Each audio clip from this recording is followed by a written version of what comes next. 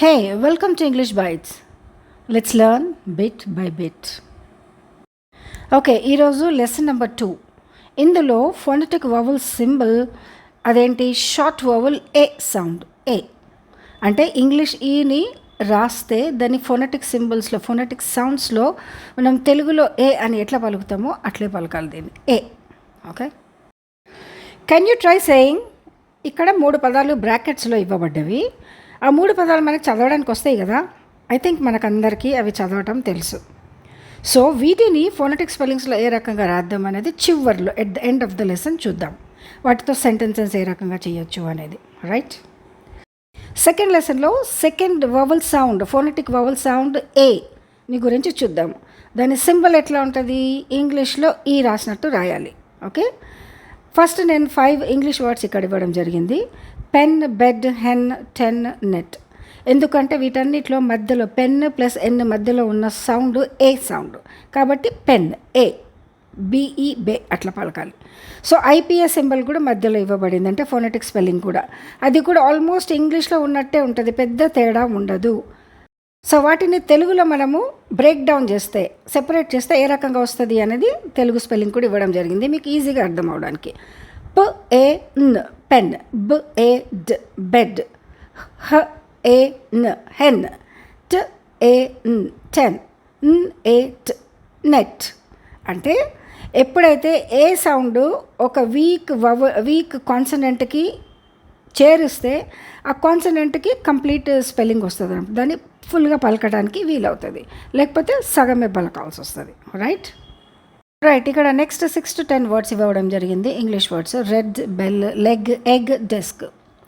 అయితే వీటిని red, bell, leg అని ఎందుకు పలుకుతాము అంటే ఇక్కడ ఐపీఎస్ సౌండ్ని బట్టి, ఐపీఎస్ స్పెల్లింగ్ని బట్టి. ఐపీఎస్ స్పెల్లింగ్లో red, bell, leg, egg, desk అని ఉంది కాబట్టి ఏ సౌండ్ పెట్టి పలుకుతాం. ఓకే, అయితే ఇక్కడ సెకండ్ వర్డ్ చూడండి, బెల్. ఫోనెటిక్ స్పెల్లింగ్స్లో సిర్ఫ్ ఉట్టి బిఈఎల్ అని మాత్రమే ఉంది. అట్లాగే 9th వర్డ్లో కూడా చూడండి, ఫోనెటిక్ స్పెల్లింగ్లో ఉట్టి ఈజీ మాత్రమే ఉంది, ఎగ్. అయితే ఇంగ్లీష్లో మాత్రమే ఇక్కడ ఈజీజీ అని రాయడం జరుగుతుంది, బిఈఎల్ఎల్ బెల్ అని రాయడం జరుగుతుంది. కానీ సౌండ్ మాత్రం సేమ్.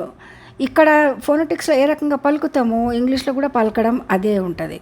రైట్, తెలుగులో ఈ వర్డ్స్ని బ్రేక్ డౌన్ చేస్తే ర్ ఏ డ్ రెడ్, బ ఏ ల్ బెల్, ల్ ఏ గ్ లెగ్, ఏ గ్ ఎగ్, డ్ ఏ స్క్ desk.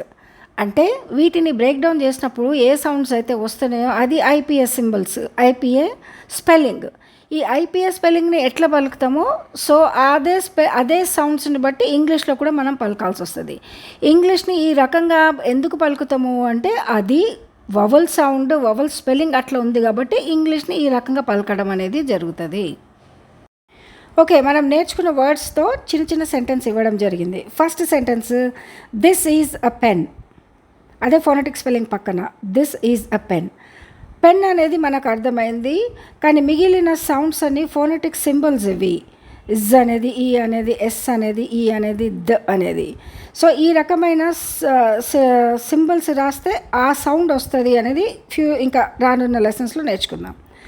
Second sentence, the pen is red. Pen red అయితే నేర్చుకున్నాం మనం, కానీ ద సౌండ్ దాని సిలబుల్స్, ఈజ్ సౌండ్ దాని సిలబుల్స్ ఇంకా నేర్చుకోలేదు. కాబట్టి ఫ్యూచర్లో నేర్చుకున్నప్పుడు ఆ సెంటెన్స్ ఆ రకంగా ఉంది ఎందుకు, ఈ ఫోనెటిక్ సింబల్స్తో రాయబడిన ఆ సెంటెన్స్ మీద, ఆ వర్డ్స్ మీదనే ఇంగ్లీష్ ప్రొనౌన్సియేషన్ అనేది ఉంటుంది అని అర్థమవుతుంది. Right, okay, the net is on the bed. The net is on the bed. Phonetic స్పెల్లింగ్లో కూడా నెట్, బెడ్ సేమే ఉన్నాయి. NAT net, BAD bed. Okay, వాళ్ళ మంచంపై ఉంది. The net is on the bed. So ఇక్కడ next sentence, the pen is red. Pen red మనం నేర్చుకున్నాం, కింద ఫోనెటిక్ స్పెల్లింగ్ ఉంది. The pen is red. Pen red అనేది సేమ్గా ఫోనెటిక్ స్పెల్లింగ్లో ఉన్నట్టే ఇంగ్లీష్లో కూడా ఉంటుంది. ఫోనెటిక్ స్పెల్లింగ్లో ఈ రకంగా ఉంది కాబట్టి ఇంగ్లీష్లో కూడా అదే రకంగా మనం పలకాలి. ప్రొనౌన్సియేషన్ ఫోనెటిక్స్లో ఉన్నట్టే ఉంటుంది. Okay, next sentence, the red bell is big. ఇది ఇంగ్లీష్లో ఈ రకంగా చెప్తాము.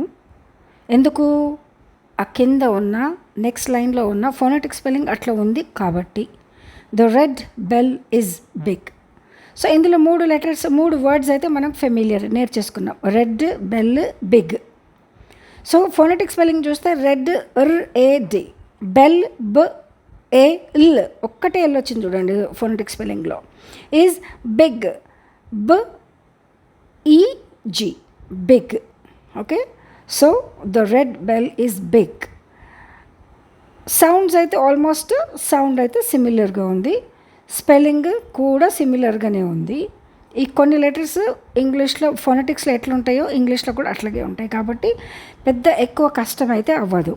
Okay, next my leg is wet, నా కాలు తడిగా ఉంది. My leg is wet. Phonetic spelling చూస్తే MAI లాగుంది, అది ఐ కాదు, ఏ కూడా కాదు, అది వాటిని వేరే ఈ సింబల్స్కి వేరే పేర్లు ఉంటాయి ఫోనెటిక్స్లో. లెగ్ అనేది అయితే మనం ఇంతకుముందు వర్డ్స్లో చూసేసాం, వెట్ కూడా చూసాం. చూడకపోయినా WET వెట్ అనేది సింపుల్ స్పెల్లింగే.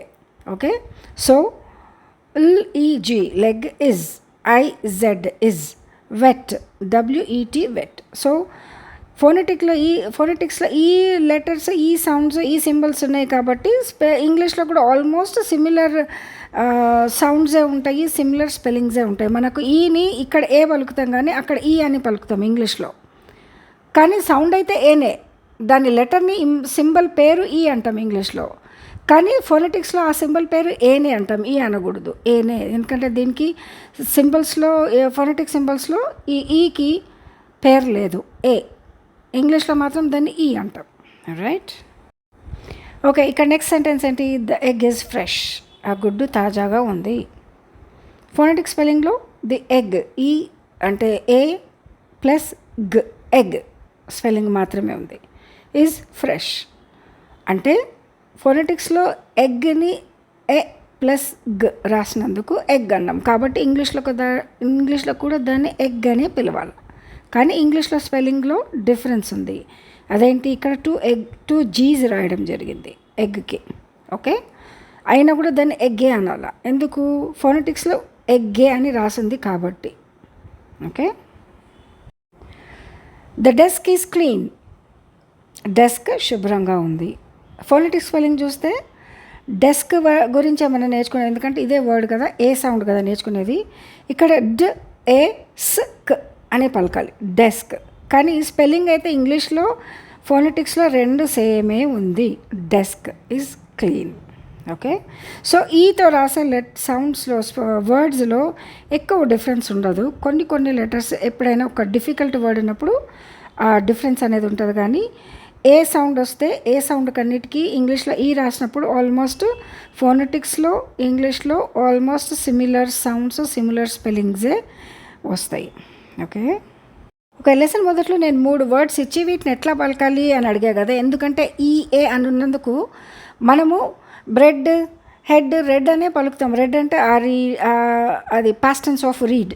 ఓకే, అయితే మరి వీటిని HEAD ఉన్నాక కూడా హెడ్ ఎందుకు అంటాము అంటే ఇక్కడున్న ఫోనెటిక్ స్పెల్లింగ్ని బట్టి. ఫోనెటిక్ స్పెల్లింగ్లో ఏముంది? HAD head, BRAD bread, RAD red. So ఫోనెటిక్స్లో ఉట్టి ఏ సౌండే ఉంది కాబట్టి ఇంగ్లీష్లో ఈ ఏ రాసినాక కూడా లెటర్స్ కొన్ని ఏ యాడ్ చేసినాక కూడా మనం పలికేది మాత్రం బ్రెడ్డే. అందుకే ఇంగ్లీష్ కొన్నిసార్లు ఫన్నీ లాంగ్వేజ్ అని అందరూ అంటుంటారు కదా, ఎందుకంటే స్పెల్లింగ్ ఒక డిఫరెంట్గా ఉంది, పలకడం వేరేగా ఉంది. అదే మళ్ళీ నీట్ అయితే NEAT నీట్ అంటాము, అక్కడ కూడా EA ఉంది కానీ మళ్ళీ అక్కడ దాన్నేమో నీట్ అంటాము, కానీ ఇక్కడ మాత్రం బ్రెడ్ రెడ్డే అంటాము. అది ఎందుకు అంటే ఇక్కడ ఇచ్చిన ఫోనెటిక్ స్పెల్లింగ్ని బట్టి. ఫోనెటిక్స్లో ఉట్టి ఏ సౌండ్ మాత్రమే ఇవ్వబడ్డది కాబట్టి ఇంగ్లీష్లో EA ఉన్నా కూడా మనం చెప్పాల్సింది ఉట్టి ఏ సౌండే, head, bread, red. Okay, right. మీకందరికీ షార్ట్ వవల్ సౌండ్ ఎట్లా ఉపయోగించాలి, లెటర్స్ రాసినప్పుడు ఏ స్పెల్లింగ్ వస్తుంది, ఎట్లా పలకాలి అనేది చూసాం కదా. నిజంగా నచ్చినట్టయితే, అర్థమైనట్టయితే లైక్ చేయండి, షేర్ చేయండి, సబ్స్క్రైబ్ చేయండి. Thanks for watching. Take care. Bye-bye.